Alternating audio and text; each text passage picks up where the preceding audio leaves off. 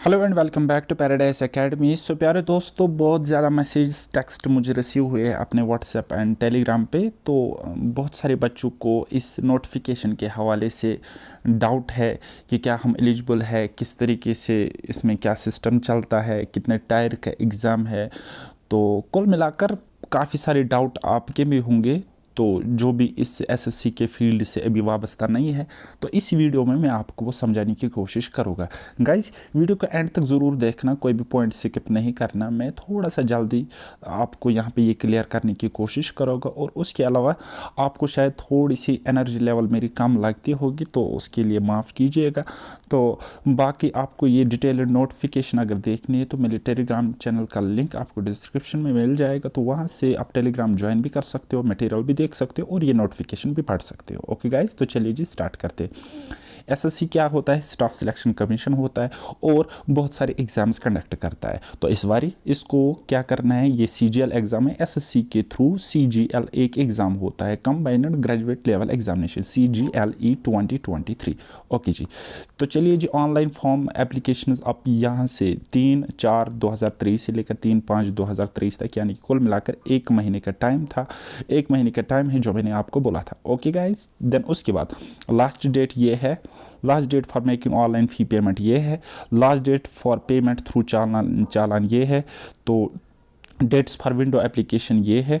Okay, tentative tyre 1 exam ये है जुलाई 2023। तो कब से कब तक है? 14 जुलाई से लेकर 27 जुलाई तक टायर 1 यानी कि प्री एग्ज़ाम होएगा, राइट। देन उसके बाद जो टायर 2 एग्ज़ाम है तो वो बाद में होगा, तो लगभग मेरे ख्याल से 10 से 15 अक्टूबर के बीच में ये एग्ज़ाम होगा, राइट। सो टायर 1 एग्ज़ाम सिर्फ क्वालिफाइंग इन नेचर होता है, लेकिन अच्छी खासी मेरिट भी जा सकती है। ओके, तो बाकी फीमेल्स के लिए फ्री ऑफ कॉस्ट फॉर्म रहता है, और SC ST के लिए भी फ्री ऑफ कॉस्ट रहेगा। बाकी जो जनरल कैटेगरी OBC से है या बॉयज़ है तो उनको 100 रुपीज़ का फ़ी पेमेंट यहाँ पे करना पड़ेगा। ओके, सो ये staff selection commission SSC CGL के थ्रू क्या काम करता है? Group B and C gazetted plus non gazetted recruitment यहाँ पे कराता है।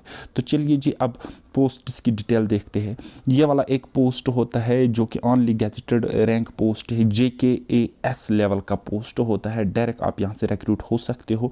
इसका नाम है असिस्टेंट ऑडिट ऑफिसर या असिस्टेंट अकाउंट्स ऑफिसर, AAO इसको कहते हैं। इसकी एज क्या है? 18 से लेकर 30 ईयर्स तक।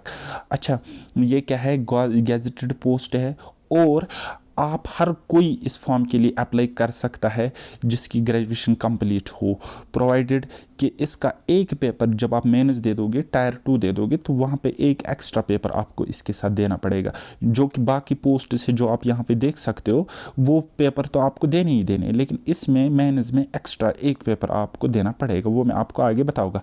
बाकी ये सारे पोस्ट जो आपको देख रहे हैं, पे लेवल 7 यानी कि इसका ग्रेड पे होता है 44,900, राइट। तो इसके लिए आप एलिजिबल हो, कोई भी ग्रेजुएट इसमें फॉर्म भर सकता है। एज की अगर हम बात करेंगे 18 से लेकर 30 ईयर्स तक। ओके, सो देन उसके बाद क्या होता है? SC STs को 5 ईयर्स का एज रिलैक्सेशन मिलता है, एंड OBC कैटेगरी को 3 ईयर्स का एज रिलैक्सेशन मिलता है। बाकी कैटेगरीज में भी रिलैक्सेशन होती है। चलिए जी, फिर लेवल 6 के जॉब्स यहाँ पे स्टार्ट होते हैं। तो जैसे कि आप देखते हो, assistant section officer, executive assistant, divisional accountant, sub inspector, junior intelligence officer, और ये पोस्ट जूनियर स्टैटिस्टिकल ऑफिसर, या एक और पोस्ट होती है स्टैटिस्टिकल इन्वेस्टिगेटर।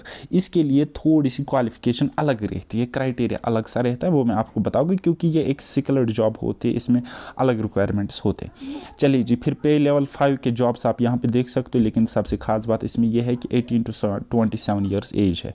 देन उसके बाद पे लेवल 4 के जॉब्स भी आप यहाँ पे देख सकते हो। ओके गाइस, तो चलिए जी, बाकी कुछ चेंजेस इस साल हो गई है कि मतलब 2022 के नोटिफिकेशन में आपने देखा होगा पैटर्न इसका बदला गया है।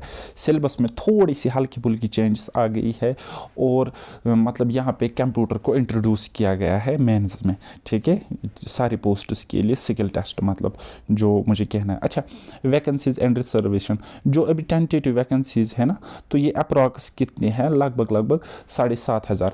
देखो बेटा, हर साल इतनी ही वैकेंसी वैकेंसी आती है यहाँ एसएससी में, ठीक है। लेकिन पिछले साल आपने देखा होगा कि ये 7,500 या 8,000 वैकेंसी बढ़ के हो गई थी 37,000 से ज़्यादा वैकेंसी हो गई थी 2022 में। पहले हालांकि वैकेंसीज इतनी आई थी। तो ये इलेक्शन का दौर है, तो ये वैकेंसीज आगे आने वाले टाइम में बढ़ जाएगी, तो इससे कोई दिक्कत नहीं होनी चाहिए। अब अगर वैकेंसीज इतनी रहती है तो आप मान के चलना कि टायर 1 जो एग्ज़ाम है उसका प्री में कट ऑफ जाएगा 130 आउट ऑफ 200 आफ्टर नॉर्मलाइजेशन, ठीक है। तो अगर आपका राज स्कोर 120 115 है तब आप सेफ हो जाओगे। चलिए जी, बाकी देखते हैं क्या होता है, बाकी हम आगे बात करेंगे। तो ये आप यहाँ पे क्राइटेरिया वगैरह देख सकते हो, ठीक है। अब हम डायरेक्ट जाते हैं क्वालिफ़िकेशन पर, तो किस पोस्ट की क्या क्वालिफ़िकेशन होती है। चलिए जी, यह है असिस्टेंट ऑडिट ऑफिसर या असिस्टेंट अकाउंट्स ऑफिसर। तो इसमें जो एसेंशियल क्वालिफिकेशन होती है वो क्या है, bachelor degree from a recognised university. चाहे आपने बीए किया हो, बीएससी किया हो, बीकॉम किया हो, बीबीए, कोई भी डिग्री आपने ग्रेजुएशन करी हो तो आप इस फॉर्म को भर सकते हैं। इसकी एसेंशियल क्वालिफिकेशन सिर्फ और सिर्फ ग्रेजुएशन है। अब यहाँ पे डिज़ायरेबल क्वालिफिकेशन लिखी है ना, डिज़ायरेबल क्वालिफिकेशन है कि मतलब अगर आपके पास ये है तो अच्छी बात है, नहीं है तो कोई मसला नहीं है, क्योंकि इसका एक आगे मतलब एक एग्ज़ाम होता है SAS एग्ज़ाम होता है। तो वहाँ पे अगर आपके पास ये डिज़ायरेबल क्वालिफिकेशन होगी तो वहाँ पे आपको एक पेपर नहीं देना होता है। वहाँ पे कुल मिलाकर SAS में 9 पेपर होते हैं, तो एक पेपर में आपको छूट मिलती है। बाकी ये कुछ नहीं है, आप देख सकते हो एग्ज़ाम, अगर आप सिंपल ग्रेजुएशन भी अगर आपके पास है। लेकिन मैं वहीं पर एक बात आपको यहाँ पर क्लियर करना चाहूँगा। देखो बेटा, अगर 130 कट ऑफ जाती है ना प्री में आउट ऑफ 200, ठीक है, तो बाकी जनरल कैटेगरी पोस्ट्स के लिए, तो इस पोस्ट का मतलब आप मेंस एग्ज़ाम देने के लिए आपको चाहिए कम से कम 150 रॉ स्कोर आउट ऑफ 200, ठीक है। तब जाके आप इस फॉर्म के लिए एलिजिबल हो और मेंस में ये पोस्ट दे सकते हो। और अगर आपने ये कट ऑफ क्लियर नहीं भी करी तो फिर भी कोई मसला नहीं, बाकी जितने भी पोस्ट्स हैं उनके लिए आप एलिजिबल हो, आप उनका फॉर्म भी भर सकते हो, एग्ज़ाम भी देख सकते हो, ठीक है। तो चलिए जी, फिर दूसरी कैटेगरी का पोस्ट था हमारे पास JSO junior statistical officer, okay. तो इसमें क्वालिफिकेशन क्या रहती है, सिंपल से है, bachelor degree in any subject, कोई भी सब्जेक्ट में आपकी बैचलर डिग्री हो, चाहे BA हो, BSc हो, BCom हो, BBA हो या institute, with at least 60% marks in mathematics. 12th class में मैथमेटिक्स में आपको 60% से ज़्यादा मार्क्स होने चाहिए। अगर आप ये क्राइटेरिया फुलफिल नहीं करते हो, फिर दूसरी बात क्या है, बैचलर डिग्री किसी भी सब्जेक्ट में चलेगी with statistics as one of the subject at degree level पे एक सब्जेक्ट आपका स्टैटिस्टिक्स होना चाहिए, ओके। तो अब यहाँ पे ये क्लियर नहीं लिखा है कि 3 साल में या 4 के 4 साल में या हर एक सेमेस्टर में आपका स्टैटिस्टिक्स होना चाहिए कि नहीं होना चाहिए। तो लेकिन मेरी सिंपल सी सजेशन है आप लोगों के लिए कि अगर आपका किसी एक सेमेस्टर में भी स्टैटिस्टिक्स रहा हो ना, तो आप ये फॉर्म के लिए टिक कर लेना, ठीक है। तो बाकी इसमें भी प्री की कट ऑफ ज़्यादा जाती है इस पोस्ट के लिए, लेकिन ओवरऑल एट द एंड जब कट ऑफ निकलते हैं ना, फाइनल कट ऑफ, तो वो बहुत कम होती है बाकी पोस्ट्स के कंपैरिजन में। मेरी बात समझ में आ रही है ना। बाकी जो पोस्ट्स है ना जनरल कैटेगरी पोस्ट्स, वहाँ पे जो फाइनल कट ऑफ निकल के आती है तो 80 to 85% मार्क्स आपके पास होने चाहिए। लेकिन वहीं पे ये जो JSO की पोस्ट है ना, यहाँ पे आप अगर ओवरऑल 60 to 65% मार्क्स भी होते हैं एट द एंड, तो आपकी सिलेक्शन अच्छी होती है और आपको होम स्टेट मिलने के भी चांसेस रहते हैं। लेकिन बात वही है, प्री में इसकी कट ऑफ ज़्यादा जाती है, प्री में, क्योंकि बच्चे कम क्वालिफाई कराने होते हैं। चलिए जी, अब ये एक पोस्ट तो अभी फिलहाल नहीं आई है, दिखाया नहीं गया है, लेकिन आने वाले टाइम में आ जाएगी, ठीक है। इसकी वैकेंसीज अभी अपडेट नहीं हुई है, तो ये इंक्लूड होगी इसमें। तो इसकी क्राइटेरिया क्या है, स्टैटिस्टिकल इन्वेस्टिगेटर ग्रेड 2, तो बैचलर डिग्री किसी भी सब्जेक्ट में होनी चाहिए with statistics as one of the subjects from recognised university और institute. The candidates must have studied statistics as a subject in all the 3 years और ऑल द 6 semesters of the graduation course. यानी कि हर एक सेमेस्टर में आपका स्टैटिस्टिक्स एज अ सब्जेक्ट होना चाहिए। जैसे मुझे ग्रेजुएशन में स्टैटिस्टिक्स सब्जेक्ट था ना, है ना, तो वैसे ही आपका एक एसेंशियल सब्जेक्ट होना चाहिए स्टैटिस्टिक्स, ठीक है। बाकी इसमें वो 12th का लपड़ा नहीं है जो कि 12th के मार्क्स यहाँ पे, लेकिन इसका क्राइटेरिया इससे थोड़ा सा डिफिकल्ट है। तो बाद में देखो ये कुछ पोस्ट्स है, इसकी एसेंशियल क्वालिफिकेशन सिर्फ और सिर्फ ग्रेजुएशन है, यानी कि आप ग्रेजुएशन हो तो आप फॉर्म को फिलअप कर सकते हो, ठीक है। चलिए जी, SC ST के लिए बिल्कुल फ्री ऑफ कॉस्ट रहने वाला है, और उसके अलावा ये भी कुछ कैटेगरीज है। उसके अलावा फीमेल्स, चाहे फीमेल कोई भी हो तो उसके लिए भी फ्री ऑफ कॉस्ट फॉर्म रहने वाला है। बाकी जो रहते हैं, ठीक है, अमीर लोग जो रहते हैं उनको 100 रुपये की फी पेमेंट करनी पड़ेगी। ओके, तो यहाँ से आपको इस तरीके से यहाँ पे सेंटर्स मिलेंगे, ठीक है। तो बात अगर करेंगे JNK की, तो जम्मू में आपका सेंटर होता है, और उसके अलावा श्रीनगर में भी होता है, सांबा होता है, लेह होता है, ठीक है, आप देख सकते हो। चलिए जी, अब हम करेंगे स्कीम ऑफ द एग्जामिनेशन। तो इसका सबसे पहले प्री एग्जाम होगा, और कब से कब तक होगा, 14 जुलाई से लेकर 27 जुलाई तक होगा, ठीक है। तो क्या होता है, 100 क्वेश्चंस होते हैं, 25 क्वेश्चन जीके इन रीजनिंग से होंगे, जनरल अवेयरनेस से 25, क्वांट से 25 और इंग्लिश से 25। हर एक क्वेश्चन के 2 मार्क्स होंगे, यानी कि 50 50 50 50, तो कुल मिलाकर 200 मार्क्स है। 200 में से आपकी कट ऑफ बनती है, और जो टाइम होगा वो सिर्फ और सिर्फ 1 घंटा मिलेगा। और कुछ स्पेशल कैटेगरी जो हैंडीकैप्ड वगैरह होते हैं तो उनको 20 मिनट यहाँ पे एक्स्ट्रा मिल जाते हैं।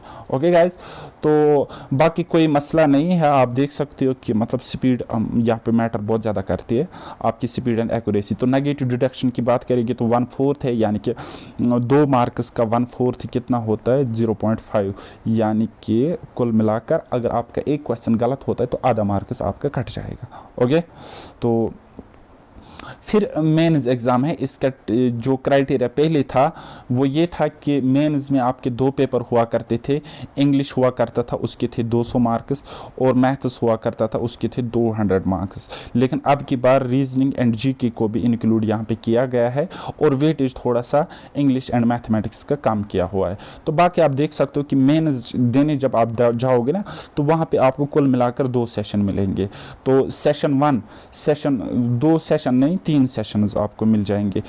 तो एक सेशन, फर्स्ट सेशन में आपको क्या होगा कि आपको मैथमेटिक्स मिलेगा, रीजनिंग मिलेगा, 30 क्वेश्चन मिलेंगे, एक क्वेश्चन के 3 मार्क्स होंगे, कुल मिलाकर 60 क्वेश्चन और 180 मार्क्स। और यहाँ पे जो नेगेटिव डिडक्शन है वो होगी 1/3, ठीक है। 3 क्वेश्चन अगर आप गलत करते हो तो आपका एक सही वाला क्वेश्चन कट जाएगा, या मैं आपको इस तरीके से कहूँगा कि अगर आप एक क्वेश्चन गलत करोगे 3 मार्क्स वाला, तो आपका उसके बदले 1 मार्क्स कट जाएगा। बात आई समझ मेरा बेटा, ठीक है। तो 1 घंटे का टाइम मिलेगा, 60 मिनट 60 क्वेश्चन रहेंगे। ओके, देन उसके बाद जो सेशन यही है, सेशन 1 या पेपर 1, या हम कहेंगे सेशन 2 जो सेक्शन 2 है इसका। तो इसमें इंग्लिश रहेगा 45 क्वेश्चंस, तो और रहेगा जीके उसके 25 क्वेश्चन, हर एक क्वेश्चन के 3 मार्क्स, कुल मिलाकर 70 क्वेश्चन के 210 मार्क्स। तो यहाँ पे आपका जो टाइम होएगा वो सिर्फ और सिर्फ 1 घंटा मिल जाएगा, लेकिन मैनेज हो जाता है, कोई मसला नहीं है, प्रैक्टिस वैक्टिस के साथ ये सब ठीक हो जाता है। ओके, तो अभी तक आपने देखा कि जो ये सेक्शन 1 है यहाँ पे आपको 60 मिनट्स टाइम मिलेंगे, और फिर यहाँ पे आपको 60 मिनट्स और टाइम मिलेगी। देन उसके बाद जो सेक्शन 3 रहेगा इसका, सेक्शन 1 सेक्शन 3, इसमें कंप्यूटर नॉलेज चेक करी जाएगी। तो ये सिर्फ और सिर्फ क्वालिफाइंग है, ठीक है। तो आपको इसमें क्या लाने पड़ते हैं, 1/3 मार्क्स लाने पड़ते। 20 क्वेश्चन है ना, 7-8 क्वेश्चन ठीक करोगे तो आपका ये क्लियर हो जाएगा इजीली। देन उसके बाद DEST data entry speed test module होता है, 1 डाटा एंट्री टास्क होएगा आपको। तो उसमें आपको 20 मिनट्स दिए जाएंगे, और आपको टाइपिंग करनी होती है, या 15 मिनट में आपको टाइपिंग करनी होती है। लेकिन ये कोई मुश्किल काम नहीं है, 1-2 महीने में आप टाइपिंग सीख जाओगे। और यहाँ पे एरर 20% एरर अलाउड है, तो घबराने की ज़रूरत कुछ भी नहीं है। ओके, अच्छा, अब कुछ बच्चे होंगे जो JSO का कट ऑफ क्लियर कर रहे होंगे प्री में, ठीक है। तो उनको क्या करना है, देखो बेटा, उनको क्या करना है, उनको ये वाला पेपर देना, ये वाला देना, ये वाला देना, ये वाला देना, ये तो सारे देने ही देने हैं। लेकिन उसके अलावा ये स्टैटिस्टिक्स का एक पेपर एक्स्ट्रा देना पड़ेगा मेंस में। इसके 100 क्वेश्चंस होते हैं, हर एक क्वेश्चन के 2 नंबर होंगे, और 2 घंटे का टाइम मिल जाएगा। ये सफिशिएंट टाइम है इस पेपर को सॉल्व करने के लिए, क्योंकि 50% थ्योरी आता है, 50% न्यूमेरिकल आता है, तो कोई मसला नहीं है। तो देन उसके बाद पेपर थर्ड होता है। अब ये पेपर उन बच्चों को देना है जिन्होंने AAO की कट ऑफ क्लियर करी होगी या इंटरेस्टेड होंगे इस पोस्ट के लिए। तो उनको देना पड़ता है जनरल स्टडीज़। इसमें क्या होता है, फाइनेंस होता है, इकोनॉमिक्स होता है और अकाउंटिंग होती है।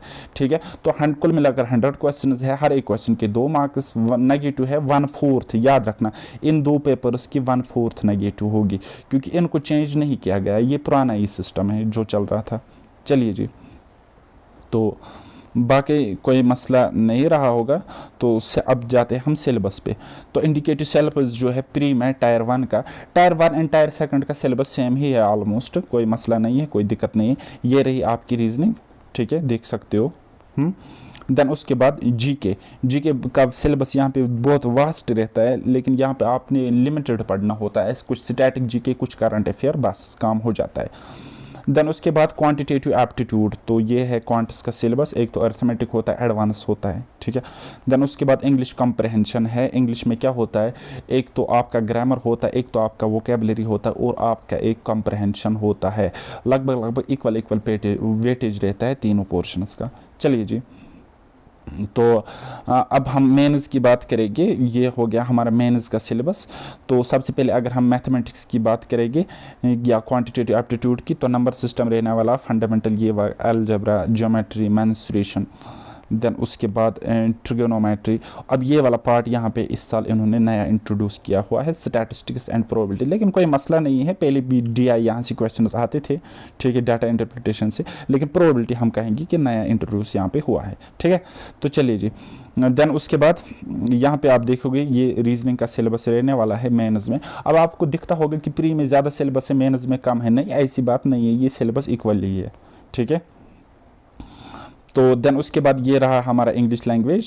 तो इसमें शायद एक टॉपिक इन्होंने नया इंट्रोड्यूस किया हुआ है, मैं आपको वो बताने की कोशिश करूँगा। यहाँ पे मुझे अभी दिख नहीं रहा है, कहाँ पे है, हाँ मुझे अभी दिख ही नहीं रहा है। चलिए जी, कोई मसला नहीं, आप देखोगे वो खुद। देन उसके बाद ये हो गया जनरल अवेयरनेस। अब जिनको स्टैटिस्टिक्स का 200 नंबर का पेपर देना है, ठीक है, जो उस पोस्ट के लिए एलिजिबल है या उन्होंने कट ऑफ क्लियर की होगी, तो उनको क्या करना है, ये तो हो गया कंप्यूटर। उनका स्टैटिस्टिक्स का सिलेबस ये है, collection, classification, presentation of statistical data, measures of central tendency, dispersion है, सिक्योनस मूवमेंट, कोर्टोसिस है, कोरिलेशन रिग्रेशन है, प्रोबेबिलिटी थ्योरी है। ये प्रोबेबिलिटी थ्योरी मतलब स्टैटिस्टिक्स वाला प्रोबेबिलिटी है, ठीक है। देन उसके बाद रैंडम वेरिएबल है, प्रोबेबिलिटी डिस्ट्रीब्यूशन है। अब ये बड़ा हेक्टिक काम है ये वाला पढ़ना, क्योंकि मैंने इस चीज़ को फेस किया अपने ग्रेजुएशन के फर्स्ट ईयर में, बहुत परेशानी वाली चीज़ है। देन उसके बाद सैम्पलिंग थ्योरी है, ईजी है। स्टैटिस्टिकल इन्फ्रेंस है, थोड़ा सा हार्ड है। देन उसके बाद एनालिसिस ऑफ वेरिएंस है, थोड़ा सा हार्ड है। टाइम सीरीज एनालिसिस बिल्कुल ईजी है। इंडेक्स नंबर बिल्कुल ही हलवा है, ठीक है। तो चलिए जी, अब आप लोगों ने, कुछ लोगों ने फाइनेंस अकाउंट असिस्टेंट में बहुत अच्छी तैयारी करी होगी, उनको अकाउंटिंग आती होगी, उनको इकोनॉमिक्स अच्छी तरीके से आती होगी। तो मैं आपको श्योरली ये कहना चाहूँगा, आप इस पेपर में 200 में से 150 प्लस आराम से ला सकते हो, अगर आप एक सीरियस एस्पिरेंट हो फाइनेंस अकाउंट असिस्टेंट एग्जाम के JKSB में जो हुआ था, ठीक है। तो क्योंकि इसका सिलेबस बहुत ही मिलता जुलता है, और मतलब आप अगर अभी कोई भी पेपर उठाओगे ना, तो आप बहुत ज़्यादा अच्छा कर पाओगे इस वाले पेपर में। लेकिन मसला वही है कि टायर 1 में जो नॉर्मलाइज्ड कट ऑफ होती है वो लगभग 180 के आसपास जाती है, इसकी आउट ऑफ 200, ठीक है। तो कट ऑफ बहुत ज़्यादा जाती है, आपको रॉ स्कोर कम से कम 160 के आसपास होना चाहिए इस पोस्ट को एलिजिबल रहने के लिए, ठीक है। तो बाकी बात करेंगे सिलेबस की, तो 40 मार्क्स अकाउंटिंग से आते हैं, अकाउंटेंसी से आते हैं, और फिर 40 नहीं 40 क्वेश्चन, और फिर 60 क्वेश्चन यहाँ पे इकोनॉमिक्स से आते हैं। तो हर एक क्वेश्चन के 2 मार्क्स है ना, तो कुल मिलाकर 80 मार्क्स अकाउंटिंग से आएंगे और 120 मार्क्स आपके इकोनॉमिक्स से आते हैं, ठीक है। तो चलिए जी, क्या सिलेबस रहता है, फाइनेंशियल अकाउंटिंग है, वही अपना ही सिलेबस है। बेसिक कॉन्सेप्ट्स ऑफ अकाउंटिंग वही है, डेप्रिसिएशन है, नॉन प्रॉफिट ऑर्गेनाइजेशन है, डबल एंट्री सिस्टम वगैरह वगैरह, बस वही है, ऑलमोस्ट सारा पड़ा हुआ है। चलिए जी, फिर इकोनॉमिक्स की बात करेंगे तो controller and auditor general of India, finance commission, फिर basic concepts of micro and macro economics, theory of demand and supply. बहुत ईजी क्वेश्चन आते हैं यहाँ से, कोई घबराने की ज़रूरत नहीं है। Theory of production and cost, forms of market and price determination पढ़ा है आप लोगों ने। फिर यहाँ पे थोड़ा सा मैक्रो वाला पार्ट आता है, इंडियन इकोनॉमी। देन उसके बाद इकोनॉमिक रिफॉर्म्स आता है, मनी एंड बैंकिंग आता है, ठीक है, role of information technology in governance आता है, बस बात ख़त्म, ये कोई मसला ही नहीं है। तो चलिए जी, बस इतना ही था। तो बाकी आप तैयारी कर लीजिएगा, इस फॉर्म को अप्लाई ज़रूर करना, ये मत सोचो कि हमारा होगा कि नहीं होगा, होना होगा तो होएगा, नहीं होना होगा तो नहीं होगा। तो लेकिन आपको बहुत कुछ चीज़ें सीखने को मिलेगी। और अगर आप इस एग्ज़ाम के लिए पढ़ रहे हो ना, SSC CGL एग्ज़ाम के लिए पढ़ रहे हो, तो 1 साल के अंदर अंदर मैं आपको गारंटी दे रहा हूँ, अगर आप सीरियसली इस एग्ज़ाम को टारगेट करोगे, कोई ना कोई जॉब तो आपके हाथ में होगी ही होगी। ये मैं दावे के साथ कहता हूँ, गारंटी के साथ कहता हूँ guys. Okay, so mode of selection क्या है, वो ये है। तो बाकी कोई भी डाउट हो, कोई भी क्वेरी हो, कमेंट सेक्शन पड़ा है वहाँ पे देख लेना। अच्छा, अब बात आती है इसकी तैयारी की। देखो बेटा, अगर आप बिल्कुल भी नए हो, आपको कुछ भी नहीं पता है इसकी तैयारी करना है, तो आप मेरी VLW बैच में आओ, एनरोल हो जाओ। वहाँ पे आपको मैथ्स बड़ी अच्छे बिंदास अंदाज में मिल जाएगा और कम टाइम में सिलेबस कंप्लीट हो जाएगा।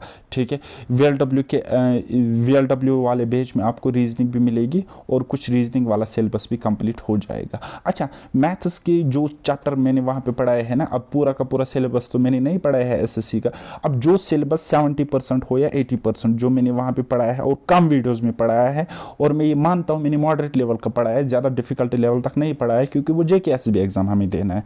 लेकिन आप अगर इतना भी पढ़ के जाते हो, जिसने पढ़ा है उसको मैं अभी कहता हूँ, आप SSC का मेंस एग्जाम जो अभी रिसेंटली हुआ ना, मेंस एग्जाम, सारे शिफ्ट्स के पेपर उठाओ, परसेंटेज मैंने पढ़ाया है, तो परसेंटेज से आया हुआ क्वेश्चन देखो कितने टाइम में सॉल्व होता है कि नहीं होता है, आराम से होगा।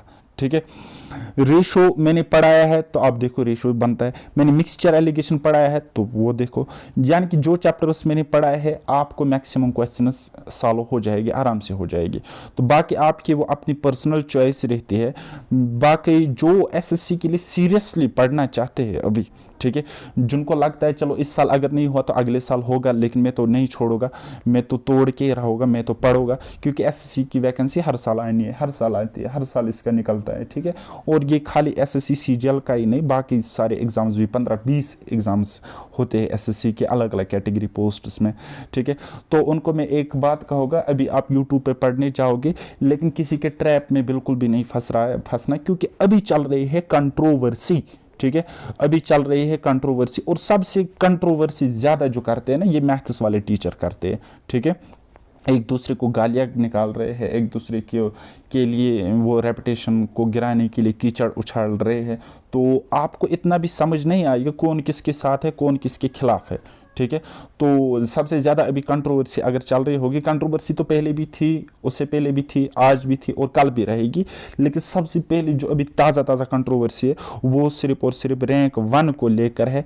एक बहुत ही अच्छे प्लेटफॉर्म, जाने माने प्लेटफॉर्म ने चीट करके, बेईमानी करके इस रैंक 1 को खरीद लिया है कि आप बताओ कि आप हमारे स्टूडेंट हो, 15 लाख रुपए दे दिए उसके लिए। तो आप देख सकते हो कि किस हद तक ये जा सकते हैं कंट्रोवर्सी। तो इनके ट्रैप में नहीं फंसना है। जब मैंने तैयारी करी थी SSC के, तो मैं ट्रैप में थोड़ा सा आ गया था, लेकिन मेरे हिसाब, मेरे फेवर में ये चीज़ हो गई कि यहाँ पे लॉकडाउन लग गया और इंटरनेट बिल्कुल शट डाउन था, तो मैं इनके कंट्रोवर्सी के चक्कर में पड़ा ही नहीं। तो मैंने फिर सेल्फ स्टडी करके एग्ज़ाम को क्वालिफाई किया था। ठीक है, तो अदरवाइज मैं बहुत ही दिमाग मेरा ख़राब हो गया था कि अब मैं किससे पढ़ूँ। ठीक है, कोई कुछ कहता है, कोई कुछ कहता है, तो आपको कंट्रोवर्सी नहीं पढ़नी, जिस टीचर से समझ आता है उसको फॉलो करो। हर कोई टीचर SSC फील्ड का, हर कोई फील्डर अपने आप में बेस्ट है। ठीक है, आपको किसी कोर्स से सिलेक्शन नहीं होगा, बल्कि आपके अपने लॉजिक से होंगे, अपनी प्रैक्टिस से होंगे। लेकिन हाँ, आप अगर खुद ही सिर्फ और सिर्फ किताबों से स्टार्ट करोगे, तो आपको 2 साल भी लग सकते हैं, 3 साल भी लग सकते हैं तैयारी को कंप्लीट करने में। लेकिन आपको क्या करनी है, आपको कम टाइम में जॉब चाहिए, तो उसके लिए आपको गाइडेंस चाहिए। तो मेंटर की ज़रूरत पड़ती है, टीचर की ज़रूरत पड़ती है। लेकिन मैं ये नहीं कहूँगा कि किसी पर्टिकुलर टीचर को फॉलो करना है, जिसका अच्छा लगता है उसको फॉलो करो। और अगर किसी से कोई चैप्टर पढ़ते हो, तो प्रीवियस ईयर उठाओ, देखो आपसे सॉल्व होते कि नहीं होते। अगर होते हैं वेल एंड गुड, अगर नहीं होते तो उसको छोड़ो, दफ़ा करो। वो सिर्फ नेम और फेम के चक्कर में आपका टाइम वेस्ट करेगा। ओके गाइज, सो मिलते हैं फिर कभी नेक्स्ट वीडियो में। तब तक के लिए बाय बाय, टेक केयर, अल्लाह हाफिज़, और मेहनत करते रहिए।